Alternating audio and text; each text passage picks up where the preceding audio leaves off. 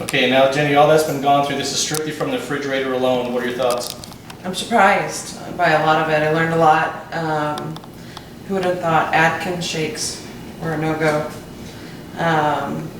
But, you know, I got to my healthy self somehow, so I guess I shouldn't be too shocked.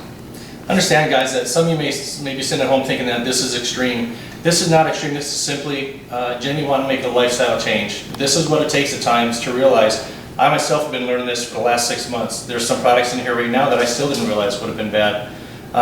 It boils down to 2 words: desire and dedication. How bad do you desire it, and are you willing to dedicate to it? That's what this lifestyle change is about. It's a mindset that you have to be able to alter, undoubtedly. You will stumble, you will trip and fall. It's the measure of how you get up and brush yourself off. All this stuff is just things. You can find other solutions through it. Lord knows I have. Lord knows we'll be able to share those with you with the Walden's Farms and a lot of other products that'll be approved that are going to keep you on track, still satisfy your taste buds, and make you a happier person. Because Lord knows we do get grumpy at times. That you will find out. But we find ways to substitute for it, and a lot of this stuff can go away, and you'll never miss it. Just a point of adapting. So, Looking forward to it.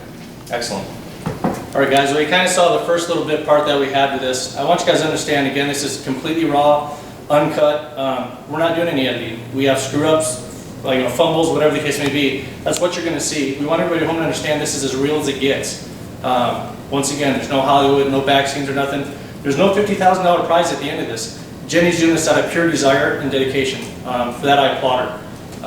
Louis got something he wanted to touch base on real quick too that I think is very important to a transformation and to keeping record of things. A big key to the success in this is notebooks. I use it myself. Dorian's been in my house and my gym, and I've got notebooks laying all over the place. I've got one for my training log, one for my food log, one for a daily journal as to how I'm feeling, and usually one day during the weekend I'll transcribe it all into my computer and I'll have it all there. What I like to do personally is I kind of like to go back and reflect on my week. Did I make any screw-ups? Is there anything I could have done that I didn't? Is there anything that I was supposed to do that I didn't, that I can do better next week? Did I cut my cardio short by 2 minutes, or did I do extra because I was feeling good? So what Jenny's going to do is use one of these as a food log and one of these as kind of a journal as to how she's feeling throughout the day, at the end of the day. We want her to be point blank how she's feeling. I feel like shit today because he took away all my food and I quit smoking. That's what I want to see. It's okay to vent about it. If you vent about it, you put it on paper, you look back at it when the cigarettes are gone, when you're healthier, when the weight's dropping, clothes are fitting differently, you look back and say, this is why this is all happening. Because yes, it sucked. I hated every damn minute of it. Louis was an asshole for making me do this, but in the same sense, it's working and I'm becoming successful. So with these 2 tools, she'll be logging everything and we can keep track on what she's doing. I said it time and again on my own page that a thought is nothing but a mere thought. Once you put it in writing, it now becomes an action. That's the biggest thing for accountability, and being honest with yourself is having that. So we'll be visiting tomorrow, Jenny's first training session with Louis, if you will. Doing a little bit of recording with that, seeing what her response, how you feel, what your thoughts are at that point.